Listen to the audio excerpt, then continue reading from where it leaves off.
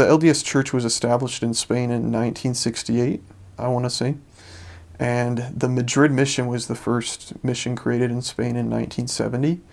And the church there was virtually unknown, save a few American military people who had been stationed there, and they had kind of American branches back in the 50s and 60s.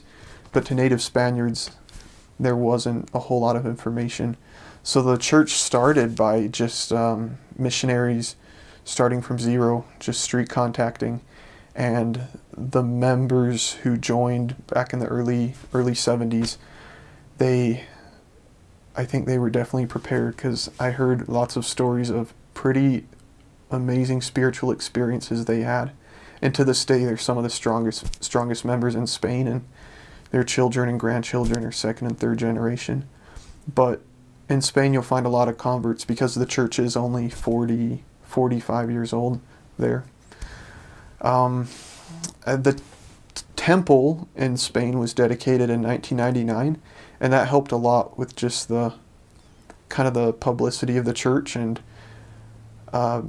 it's interesting. The temple is in a part of the town where the rest of it is just red brick buildings, and then there's this amazingly white, huge structure in the middle of it all with Angel Moroni on the top. So it creates a lot of interest for the church, and it's pretty well known outside of Madrid too. People are, they say, "Oh, the Mormon Temple, I've heard of that." And the church is growing in Spain. I think the influx of immigrants from Latin America, South and Central America in the early 2000s helped a lot, because lots of them were already members when they came. And also, lots of the baptisms in the Madrid mission are immigrants, and they help with the growth of the wards and missionary work. And when their family comes or their friends come, to work in Spain, they tell them about the gospel, and we got a lot of references that way from family members. Mormons represent 1% of Spanish population. They're about 40,000 members in all, maybe 45,000, and then 46 million Spaniards. So it's relatively well known, but also at the same time, there are a lot of people who think they know what Mormons are. There are a lot of misconceptions about the church. So a lot of our missionary work was just clearing up, like, no, we don't do this, we don't believe that. And then people were more open, like, oh, then we're pretty similar. And that was a good starting point for us. Lots of the challenges that members face there just include, I would say, staying strong and standing firm, or standing up for what they believe in an increasingly kind of agnostic and atheist society. So 70% of Spaniards, they're self-proclaimed Roman Catholics, but only 14 or 15% of Spanish population actually attend church services on Sunday. So many religious people, Spaniards, aren't very practicing. And then about 25% of Spain is agnostic or atheist, or just claim no religion at all. So it's definitely a challenge to stay strong, and I guess kind of defend. The members have to defend their beliefs to their family and friends, and just people in the community who think that it's kind of old-fashioned or not really the thing to do anymore to believe. But I think definitely the economic crisis that Spain went through.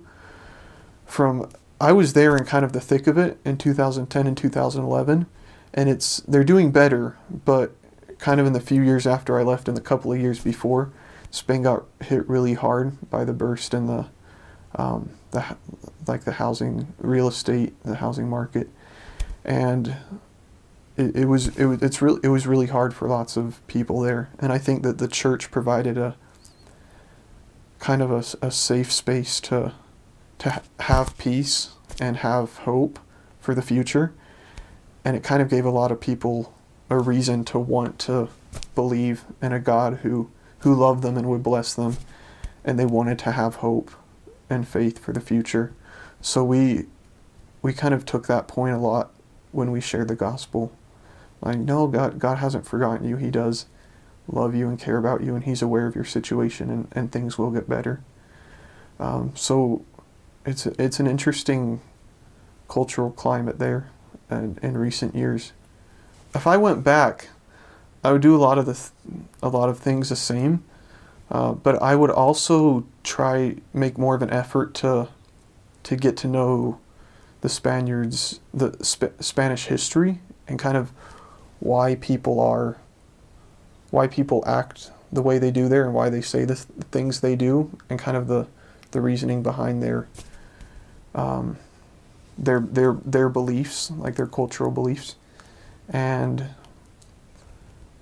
yeah, I think it's really important to have empathy and try to, well, if not empathy, if you haven't experienced yourself, at least sympathy for the issues and challenges that people face in Spain, especially because they were under a dictator, Francisco Franco, for almost 40 years, from the end of like 1939 to 1936 to 1975. And during that time, many Spaniards felt oppressed and kind of controlled and limited in what they could say and do. So now, since then, many Spaniards, I think, feel more open, and they want to explore different ways of thinking and ways of believing. So I think it's important that missionaries in the Spain Madrid mission kind of take advantage of that and help people realize how multifaceted the gospel is, and how it can help them in individual ways, and how how the gospel of Jesus Christ, it kind of has elements of truth from different religions and combines them into one great whole, and how that's one of the most amazing things about it, and how it can help them in their search for truth. Because Spaniards, many of them are seeking, and they want to be happy, and they want to find fulfillment. And I think just helping them to understand how the gospel can assist them in that quest for happiness. The borders are, it goes all the way to Portugal on the western front, and then up, around the border of Portugal to the coast, and then, so the sea there is the northern border. The eastern side is, I was never on those parts, but it went over to, it incorporated the whole province of Castile-Leon, and it kind of cuts pretty much right through the middle of Spain there. Maybe a little like this, but it and so we get Madrid, and the whole, those provinces. We get Segovia right above that, and then Castile-Leon, and so I don't even know what the other provinces are called on the other side. That's not in our mission. I don't remember, but I was never over in those areas, so I didn't learn them super well. But that's kind of where it goes over on that side. And then to the south, it just goes a little bit south of Madrid. I think the farthest reaching south, like ward that was in our mission boundaries was Toledo, and there was no missionaries there. There haven't been in a really long time, but it's really historic, cool place of Spain. So it's kind of a cool place to have in the mission.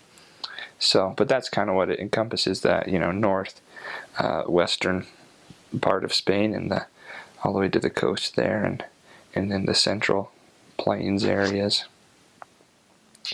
And so it's cool. I spent most of my time in the north, up in Galicia. That's right. That's the the best part of Spain, obviously, and it's really pretty up there. So you definitely want to get up there if your mission president so chooses. But it's a really cool place up there.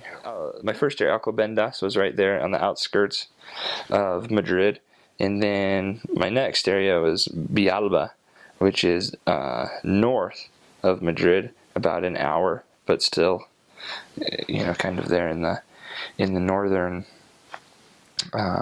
border of the Madrid province, and close to Segovia, that was in our district at the time. A really cool old town there too. Segovia is a great, really pretty place. And then I also served in a place called Alcorcón, which is also in Madrid, kind of on the outskirts, So Madrid's a booming metropolis. There's just this giant city, and then where a lot of people will go to work, and tons of buildings, and a lot of people live there, obviously, too. And then they're just kind of surrounded by all of these little towns and suburban areas that people commute into Madrid. So we have a lot of elders in all the surrounding towns there.